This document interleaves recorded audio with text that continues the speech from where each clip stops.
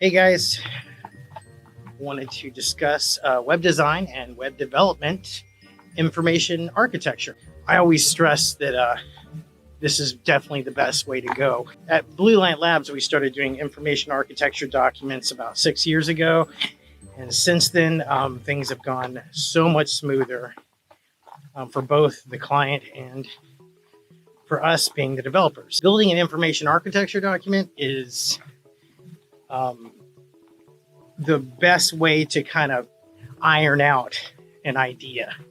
So you cover all your bases. If you think about it, you're actually getting an IAD for a good cost. So ideally, what we'll do is we will charge for the IAD, which is really just an advanced proposal with all the bells and whistles, including the concepts, the branding, and the design. So you could take that document and get a quote from another company if you wanted to. However, we feel comfortable about the fact that you guys will probably want to work with us after we've kind of worked on the IAD together. So when building an IAD, it takes some teamwork between the client and the developer. So we have questions we want to ask, and every single segment or piece of the project needs to be thought through and ironed out. This blog post will outline kind of how the project will come together. So everything from hosting requirements to software requirements to software licensing to the timeline, budget, and other resources that are necessary for an idea to be built into a website. All right. I thought I'd give you guys kind of a little introduction to how an IAD is put together and what it entails. This is one we're working on right now. That's a portal for anesthesiologists to be able to find jobs and post jobs and things like that.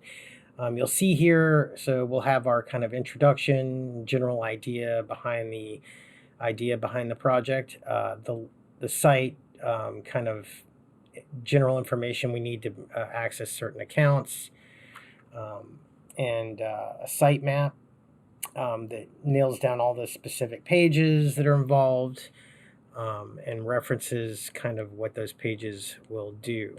So then we'll kind of nail down the software that's going to be necessary to make everything work. So like the CMS, the Google properties that are necessary, the Facebook application. Then we'll kind of nail down kind of the user type. So what an administrator can do, what a specific type of user can do, how the registration process kind of maps out. So we'll kind of get all that stuff out of the way and get down to the specifics. Then kind of once we have an idea, we'll start with box diagrams. So these are box diagrams here that ultimately have reference numbers. So for example, here we'll just start with A1, 2, and then each one of these pieces is either a module, component, or piece of this page, and here's where we'll reference each piece of that page, and of course put in the description and what each piece does and how it relates to other pieces of the page and the site.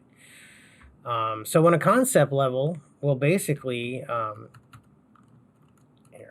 this is we use Adobe XD for all our concepts. So you'll notice we'll take people through the login process, the design behind everything, and ultimately create individual examples for each one for both mobile and desktop. So in this case, we have a search area with a view grid associated with the providers, and then we have another one for the jobs. And then as we go deeper in here, we have the profile level control panel / dashboard, the settings involved with it, the other features that come with that account, and so on and so forth. So we really, before we even start development at all, we really try to nail this stuff down. So here we have a plans selection page, and then the different details and pop-ups and date checkers and all that kind of stuff that are associated with a project. And this software is great, but it's really saved us a lot of time because we're able to go over concepts with you. We're just able to just upload them direct to a accessible URL, and then you can come in here and basically make adjustments. So you can select an area and make a comment and go, hey, this isn't exactly what I was looking for, or they can make changes here, and then we can reference them and respond to you based on these concepts. So you're able to move through the concepts, which makes the communication a whole lot easier than before. So this is kind of the general idea behind an IAD. You really get a really good feel for where the project is going, as well as how much you have ahead of you in terms of when things are going to start getting crazy toward the end. So once these are kind of checked off and everyone's happy with the overall direction, then we start the development. And man, does it go smoother. I tell you, it really does. But to put in this extra effort initially will open up just insight into how to improve on the initial project idea from the beginning. So the bottom line is that nailing down the UXD and the information architecture document is probably the most important part of your project. Feel free to call us so we can go into more detail on how it works, but ultimately you will be happy that you did it that way, and that's what we recommend across the board.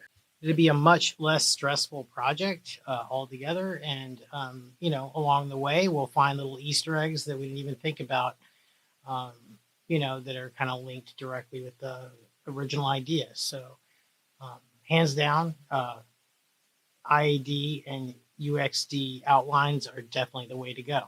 Anyway, thank you for visiting the Blue Light Labs blog, and we hope that it's got information that really helps our clients move forward with their internet presence and web-based footprint.